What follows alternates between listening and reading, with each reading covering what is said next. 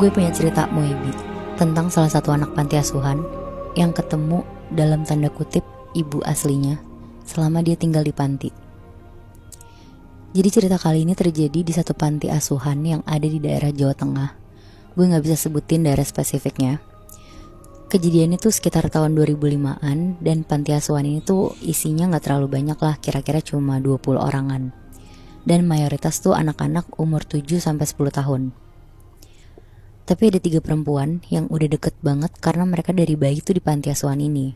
Namanya kita sebut aja Nabila, Lala, dan Nindi. Mereka bertiga tuh seumuran dan jadi yang paling muda di panti ini. Berarti sekitar umur 7 tahunan. Kegiatan mereka sehari-hari di panti itu tuh ada waktu belajar, waktu makan, dan waktu main. Terus ditutup sama waktu tidur. Mereka bertiga tuh pinter-pinter Bi. Anak-anak yang walaupun gak sekolah ke sekolahan, tapi tetap berusaha untuk gak ketinggalan apa yang anak-anak seumur mereka pelajarin. Untuk rumah pantinya ini tuh tipe rumah tua yang cuma 2 lantai doang. Tapi anak-anak yang paling kecil tuh semua tidur di lantai 1. Nah kebetulan Nabila, Lala, sama Nindi tuh sekamar bertiga. Jadi kenapa mereka bisa sekamar dan deket dari kecil tuh karena Nindi tuh dari mereka kecil selalu bisa ngelihat hal-hal yang gak bisa dilihat sama orang lain, Bi. Kayak pernah waktu masih kecil, dia tuh nunjuk-nunjuk pohon yang ada di belakang rumah pantinya, terus bilang, "Ibu, ibu." Padahal ya gak ada siapa-siapa di situ. Dan satu pantinya pun kebetulan gak ada yang bisa atau ngerti hal-hal kayak gitu juga. Jadi ya paling dia dialihinnya kayak diajak main sama Nabila sama Lala. Kebetulan karena anak panti yang paling gak takutan dan pengen temenan sama Nindi tuh cuma Nabila sama Lala doang. Jadi mereka tuh bertiga kayak kemana-mana bertiga sampai berani sekamar bareng. Karena anak-anak yang lain tuh jujur pada takut semua Bi. Tapi ada satu malam yang bikin Nabila sama Lala yang biasanya cuek sama Nindi jadi lumayan takut ada di deket-deket si Nindi. Jadi ceritanya pas Nabila sama Lala lagi main kartu, itu tuh sekitar jam 10 malam. Nindi tuh udah tidur duluan karena dia bilang emang lagi ngantuk banget di malam itu.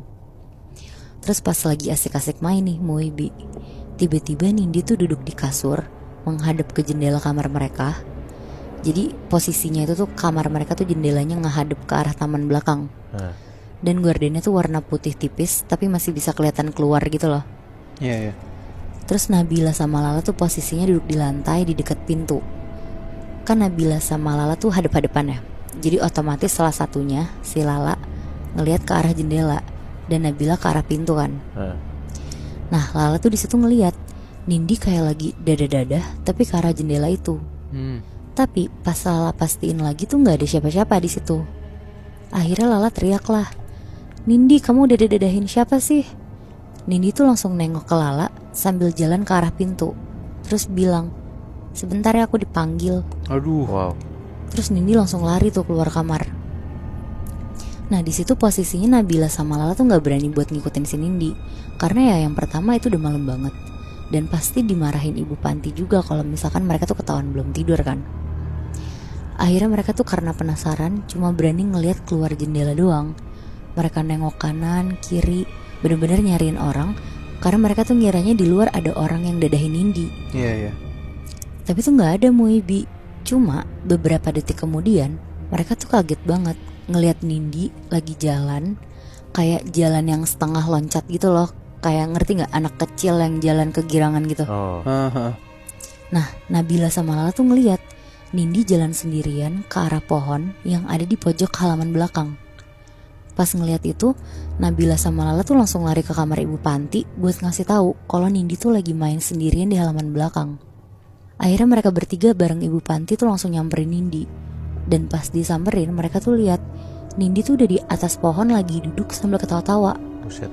Heboh lah di situ satu panti. Si Nindi dibantuin turun sama anak-anak yang lainnya dan langsung dibawa ke kamar. Pas ditanya-tanyain sama ibu panti dan yang lainnya tuh Nindi jawabannya juga normal-normal aja Bi. Pokoknya dia ngerasa yang dia lakuin tuh normal. Dia juga bilang kalau dia tuh diajak main sama ibu. Tapi satu panti tuh bingung ibu ini tuh siapa. Akhirnya Nindi langsung lah disuruh tidur sama si ibu panti. Tapi Nabila sama Lala tuh takut banget buat tidur bareng Nindi kan. Akhirnya ibu pantinya tuh jadi nemenin mereka bertiga tuh tidurnya. Jadi mereka sekamar berempat tuh. Nabila, Lala, Nindi, sama Ibu Panti. Dan karena Ibu Panti itu takut Nindi keluar kamar lagi, jadi kamarnya tuh dikunci dan kuncinya tuh dicopot, terus disimpan lah sama si Ibu Panti ini. Nah sekitar jam 12 malam mereka semua tuh mulai tidur. Posisi lampu tuh mati semua. Dan pas udah tidur, tiba-tiba tuh gak lama ada suara tuh kayak cetek-cetek, kayak kerikil yang dilempar ke jendela gitu mau Ibi. Yang pertama kebangun tuh Nabila. Dia ngucek-ngucek mata, terus ngeliat ke sebelah kirinya, karena di kirinya dia tuh Nindi. Tapi gak ada tuh si Nindi di kasur itu. Gak ada Moy. Akhirnya kaget tuh si Nabila. Dia nyari ke sekitar. Gak taunya si Nindi tuh lagi di depan jendela, tapi di dalam gordennya. Kayak lagi megang-megang jendela sambil ngeliat keluar. Karena ada Ibu Panti juga, jadi Nabila berusaha gak peduli lah sama apa yang dilakuin si Nindi, karena udah males kan. Dia balik badan, terus dia berusaha tidur. Tapi pas Nabila merem, dia tuh dengar ada suara ketawa Mbak Kunti. Suaranya tuh jauh banget kedengerannya. Terus karena si Nabila ini panik sama takut, dia berusaha lah untuk makin meremin lagi. Tapi gak lama dia tuh dengar si Nindi ini teriak, Ibu, jangan pergi, Ibu sini. Nah karena si Nabila gak kuat, akhirnya dibangunin lah si Ibu Panti sama si Lala. Pas dibangunin dan mereka berdua kebangun, pas buka mata mereka bertiga tuh ngeliat ada Mbak Kun lagi gendong Nindi sambil Nina boboin si Nindi. Di dalam kamar. Di dalam kamar itu Moy. Aduh gue merinding banget. Fuck. Wah di situ langsung lah semuanya lari. Dan si Ibu Panti ini tuh masih berusaha nyari kunci yang dia simpen di saku celananya dia.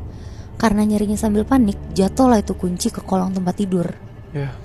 Dengan posisi masih sama, Nindi tuh ngomong, ih jangan takut, ini tuh ibu aku. Bu Panti tuh sambil ngambil kunci, berusaha buka pintunya dan keluar bareng lah sama si Nabila sama Lala. Di situ Nabila sama Lala jerit-jerit sambil nangis-nangis ke Ibu Panti, sampai satu panti tuh keluar dari kamar semua. Akhirnya karena suasana panti jadi gak kondusif, besok paginya tuh Ibu Panti langsung ngehubungin kerabatnya yang lumayan paham lah sama hal-hal yang tak kasat mata kayak gitu.